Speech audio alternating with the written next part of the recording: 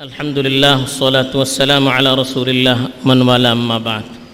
میرے دینی اور ایمانی بھائیوں، بزرگوں اور دوستوں، خطبے میں جو باتیں بیان کی گئی ہے مختصر خلاصہ پیش کیا جا رہا ہے۔ دنیا میں اس وائرس کے علاج کے لیے مختلف تدابیر اختیار کی جا رہی ہے۔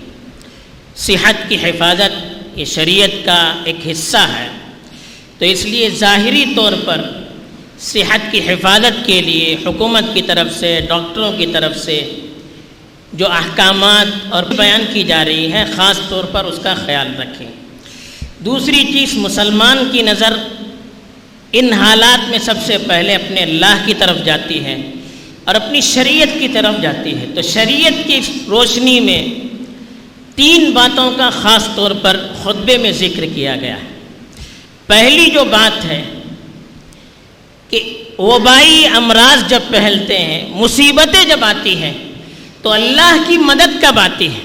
اس میں پہلی چیز یہ ہے کہ مومن کا جب ایمان اپنے اللہ سے مضبوط ہو جاتا ہے، یہ یقین دل کے اندر مضبوط ہو جاتا ہے کہ دنیا میں جو بھی فیصلہ ہوتا ہے وہ اللہ کے حکم سے ہوتا ہے، اور اس کی وجہ سے ایمان والے کے دل میں اللہ کا بھروسہ بڑھنا شروع ہو جاتا ہے، اللہ پر اعتماد بڑھنا شروع ہو جاتا ہے، اور ایمان والا اس کی بنیاد پر اللہ کی طرف متوجہ ہو کر اپنی پریشانی کو دور کرنے کے لیے سامنے گڑ گڑانے لگتا ہے، تو پھر اللہ کی طرف سے مدد آتی ہے۔ اللہ تعالیٰ نے صاف قرآن مجید میں ارشاد فرمایا، ان اللہ یدافع عن الذین آمنوا، اللہ تعالیٰ ایمان والوں کی طرف سے خود دفاع کرتے ہیں۔ ایمان والوں پر جو پریشانیاں آتی ہیں، جو مصیبتیں آتی ہیں، جو دشمنوں کی طرف سے سازشیں ہوتی ہیں، اللہ اس کو دور کرتے ہیں، اللہ اس کی وجہ سے ایمان والوں کی حفاظت کرتے ہیں۔ لیکن ضرورت کس بات کی ہے کہ اللہ پر ہمارا یقین اور ہمارا ایمان مضبوط ہو، اور ہر معاملے میں ہماری نظر اور ہماری توجہ اللہ کی طرف جڑ جائے۔ دوسری چیز، حالات کے دور کرنے میں اللہ کے ذکر کی خاص تاثیر بیان کی گئی ہے۔ اللہ کے ذکر کے مختلف طریقے ہیں۔ سب سے بڑا جو ذکر کہا قرآن میں، وَلَذِكْرُ اللَّهِ أَكْبَرُ کہا، وہ ہے نماز۔ نماز ایک ایسی چیز ہے کہ بندے کو اللہ سے جوڑ دیتی ہے۔ اللہ کے رسول صلی اللہ علیہ وسلم نے قرآن مجید کی بار بار ان آیات کا حوالہ دیا، وَاسْتَعِينُوا بِالصَّبْرِ وَالصَّلَاةِ، صبر اور نماز سے آپ مدد حاصل کیا کیجئے۔ اب نماز سے مدد کیسے حاصل کی جائے؟ اللہ کے رسول صلی اللہ علیہ وسلم کا عام طور پر معمول جو حدیث میں بیان کیا گیا ہے، اذا حزبہ امر صلی، جب بھی کوئی مصیبت آتی، جب بھی کوئی پریشانی آ جاتی، اللہ کے رسول صلی اللہ علیہ وسلم فوراً نماز پڑھتے تھے اور اللہ سے دعا کیا کرتے تھے۔ چاند گہن کا واقعہ پیش آیا، سورج گہن کا واقعہ پیش آیا، اللہ کے رسول صلی اللہ علیہ وسلم نے کہا کہ کھڑے ہو کر نماز پڑھیے اور اللہ سے دعا کیجیے۔ جب بھی کوئی پریشانی آتی، اللہ کے رسول حکم دیتے تھے کہ کھڑے ہو کر نماز پڑھیے، اللہ سے دعا کیجیے۔ تو یہ نماز پڑھنا خاص طور پر ایسے حالات میں 2 رکعت اس نیت سے اللہ کے سامنے کھڑے ہو کر نماز پڑھیں کہ یا اللہ، اس نماز پڑھ کر دعا کرے کہ یا اللہ اس کی برکت سے اس مصیبت کو، اس آفت کو تو دور کر دے۔ یہ پابندی سے ہم لوگ کم از کم روزانہ 2 رکعتیں اس نیت سے پڑھیں کہ یا اللہ اس کی برکت سے تو اس وبا کو جو تیرے حکم سے آئی ہوئی ہے، ہمارے گناہوں کی اور ہماری بداعمالیوں کی وجہ سے وبا آئی ہوئی ہے، یا اللہ تو اس نماز کی برکت سے اس کو دور کر دے۔ روزانہ معمول بنائیے کہ 2 رکعت نماز پڑھ کر اللہ کے سامنے گڑ گڑانا ہے۔ ذکر کا دوسرا طریقہ، اللہ سے اپنے گناہوں کی معافی مانگنا ہے، استغفار کرنا ہے۔ استغفار میں بڑی تاثیر ہے، لولا تستغفرون اللہ لعلکم ترحمون۔ اللہ تعالیٰ نے فرمایا، کیوں تم نے اللہ کی طرف رجوع نہیں کیا؟ کیوں تم نے اللہ سے مغفرت کی دعا نہیں کی؟ کیوں تم نے اللہ سے معافی نہیں مانگی؟ شاید کہ تم پر رحم کیا جاتا۔ تو ایسے موقع پر اللہ کے سامنے اپنے گناہوں کو یاد کر کر کے معافی مانگنی چاہیے۔ حضرت ابو موسیٰ اشعری کی روایت مسند احمد میں نقل کی گئی ہے، کہتے تھے کہ اللہ کے رسول صلی اللہ علیہ وسلم کے زمانے میں دو چیزوں سے امن حاصل کیا جاتا تھا۔ ایک چیز اللہ کے رسول صلی اللہ علیہ وسلم کی ذات سے ختم ہو گئی، اور دوسری چیز باقی ہے، وہ ہے استغفار۔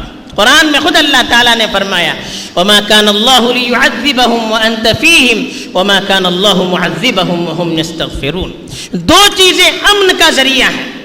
ایک چیز بتائی اللہ تعالیٰ نے کہ اللہ کے رسول سے خطاب کرتے ہوئے کہا کہ وَمَا كَانَ اللَّهُ مُعَذِّبَهُمْ وَأَنْتَ فِيهِمْ، اے اللہ کے رسول جب آپ اپنی قوم کے اندر موجود رہیں گے اللہ کا عذاب ان پر نہیں آئے گا۔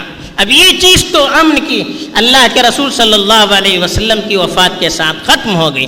دوسری چیز تو بتائی وَمَا كَانَ اللَّهُ مُعَذِّبَهُمْ وَهُمْ يَسْتَغْفِرُونَ، جو قوم اللہ سے استغفار کرتی رہے گی، اپنے گناہوں سے معافی مانگتی رہے گی، اس قوم کو اللہ تعالیٰ کبھی برباد نہیں کرتے۔ تو یہ چیز آج بھی محفوظ ہے۔ امن کی جو چیز ہے، امن کا جو ہتھیار ہے جس سے صحابہ بھی اپنی حفاظت کی اللہ سے امید کیا کرتے تھے، وہ ہتھیار موجود ہے، وہ ہے استغفار۔ خاص طور پر ان دنوں میں یاد کر کر کے کم از کم دن میں 100 مرتبہ اللہ کے سامنے استغفار کا معمول بنائیں۔ پھر دیکھیے اللہ کی طرف سے قرآن کے اندر وعدہ کیا گیا ہے جو قوم استغفار کی پابندی کرے گی اللہ کا عذاب ان پر نہیں آئے گا۔ ذکر کی تیسری صورت، ہر وقت اللہ کو یاد کرنا، وَاذْكُرُوا اللَّهَ كَثِيرًا لَعَلَّكُمْ تُفْلِحُونَ۔ کثرت سے اللہ کو یاد کیا کرو، کثرت سے اللہ کا ذکر کیا کرو، شاید کہ تمہیں کامیابی حاصل ہوگی۔ تو یہ ذکر ایک ہتھیار ہے، جتنی کثرت سے ہم ذکر کریں گے نورانیت بڑھتی چلی جائے گی، اور تاریکی، ظلم اور برائیاں اللہ کے حکم سے ختم ہوتی چلی جائے گی۔ جیسے سورج آتا ہے تو تاریکی ختم ہو جاتی ہے، ایسے ذکر اللہ کی روشنی، اللہ کا نور ہے، جتنی کثرت سے ذکر ہوگا اتنی تاریکی، مصیبتیں، پریشانیاں اللہ کے حکم سے دور ہوتی چلی جائے گی۔ تو تیسری جو صورت ہے ذکر کی، کثرت سے اللہ کا ذکر کریں، خاص طور پر ان ایام میں پابندی کر کے کچھ وقت نکال کے اللہ کے سامنے ذکر کریں، دعائیں کریں، تلاوت کریں، تاکہ اللہ تعالیٰ کو ہم پر رحم آ جائے۔ تو یہ ذکر کی 3 صورتیں تھی، ایک تو نماز پڑھ کر، ایک استغفار کر کے، اور تیسرے کثرت سے اللہ کا ذکر کر کے۔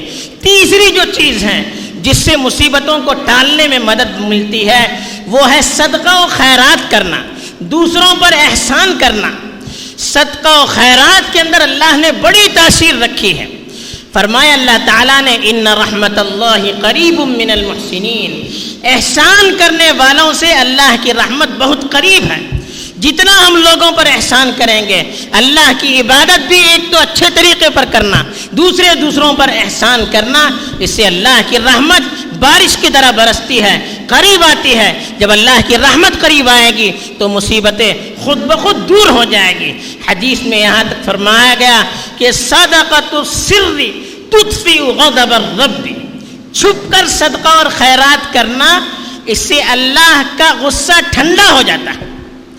چھپ کر ہم صدقہ اور خیرات کرتے رہیں گے تو اللہ کی رحمت کے اندر جوش آئے گا، اور اللہ کے اگر غصہ بھی نازل ہو رہا ہے تو غصہ بھی ٹھنڈا ہو جائے گا۔ تو اس کا وعدہ کیا گیا الصدقۃ تدفع البلاء، صدقہ بلاؤں کو ٹالتا ہے۔ تو اس لیے کثرت سے صدقہ کریں۔ خاص طور پر آج کل کے جو حالات ہیں، لوگوں کے اندر معاشی تنگی بڑی حد تک پھیل چکی ہے، کئی لوگوں کی نوکریاں ختم ہو گئی ہیں، کاروبار ٹھپ پڑ چکے ہیں، جو لوگ خوشحال تھے وہ بھی بیچارے نانے شبینہ کے محتاج ہو گئے ہیں۔ ایسے لوگوں کو ہم تلاش کر کر کے چھپ کر اگر صدقہ و خیرات کریں گے، اللہ کی رحمت کو یہ چیزیں لانے والی ہوگی۔ یہ چند چیزیں ہیں جو خطبے کے اندر بیان کی گئی تھی، جس سے اللہ کی رحمت کو ہم اپنی طرف کھینچ سکتے ہیں اور مصیبتوں کو ٹال سکتے ہیں۔ ایک تو اللہ پر کامل ایمان اور یقین اور اعتماد اور اللہ کے فیصلے پر راضی ہونا، دوسرا اللہ کا ذکر کرنا کثرت سے، نماز پڑھ کر، صدقہ و استغفار کر کے، کثرت سے ذکر کر کے، اور تیسری چیز کثرت سے صدقہ و خیرات کرنا۔ اللہ تعالیٰ ان چیزوں پر عمل کر کے اپنی اصلاح کی مجھے بھی توفیق دے اور آپ کو بھی توفیق دے، آمین۔ وآخر دعوانا الحمد للہ رب العالمین۔